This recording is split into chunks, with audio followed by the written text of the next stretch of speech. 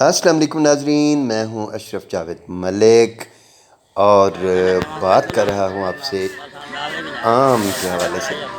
ہر طرف پھیل چکا ڈی ایچ اے ملتان اور ملتان کی جان، ملتان کا کسان، اور ملتان کا کسان جو ہے خوش ہوتا ہے آم کھا کر، آموں کی پنیری لگا کر، آموں کے باغات، ہر طرف ملتان کی سوگات۔ ناظرین، آپ دیکھ رہے ہیں ہر طرف آموں کے ڈھیر لگے ہیں، اور جہاں نئی کالونیاں ملتان میں بنی ہیں وہاں دھڑا دھڑ آموں کی باغات کو کاٹا گیا ہے۔ اور یہاں یہ جو منظر ہے اس میں آپ دیکھ رہے ہیں کہ 80 سال تک کے آم ہیں، اتنی طویل قامت اور عمروں کے حامل آموں کے درخت۔ اور یہاں جہاں میں موجود ہوں یہ شاخ مدینہ نہر کے ساتھ باغ ہے، مین روڈ ہے جو لاہور روڈ قادر پورہ کی طرف۔ اور یہ جن لوگوں سے میری بات ہوئی ہے یہاں میں موجود ہوں، یہ کہتے ہیں کہ یہ باغ بھی ڈی ایچ اے میں شامل ہو جائے گا بہت جلد۔ اور اب دیکھیں کہ کیسی رونق ہے، لیکن یہاں بھی کنکریٹ کے بڑے بڑے گھر بن جائیں گے۔ تو یہ رونقیں ہمیں چاہیے تھا کہ ہم ان باغات کو بچاتے اور باہر کھلے علاقوں میں نئی آبادیاں قائم کرتے، جیسے تھل کا علاقہ ہے یا روہی کا علاقہ ہے، لیکن بس کیا کہہ سکتے ہیں۔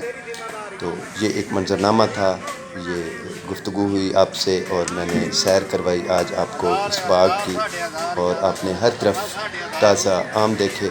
بہت محبت، دعاؤں میں یاد رکھیے گا اور دعا کیجیے گا کہ نئے آموں کے باغات لگائے جائیں، اور یہ جو آموں کی ایک بڑی کھیپ ختم ہوتی جا رہی ہے ہم اس کے بدلے ملتان کو نئے باغات کا تحفہ دے پائیں۔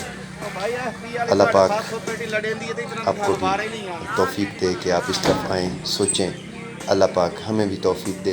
میرا کام میسیج کنوے کرنا تھا اور آپ کو یہ بتانا تھا کہ یہ جو بادشاہ ہے ملتان میں، بلکہ پورے برِ صغیر میں، بلکہ پوری دنیا میں، پھلوں کا بادشاہ، میٹھا رس بھرا ملتان کی شان، یہ اب معدوم ہوتا جا رہا ہے۔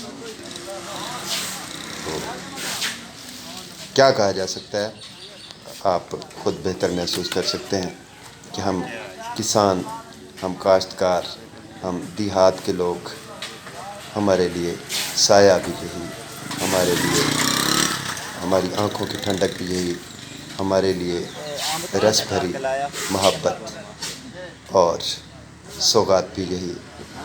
لیکن جب یہ ختم ہو جائے گا تو پھر کیا ہوگا؟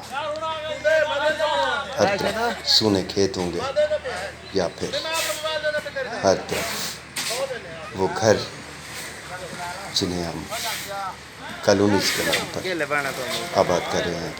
دعا میں یاد رکھیے گا۔ مجھے دیجیے اجازت، اللہ حافظ۔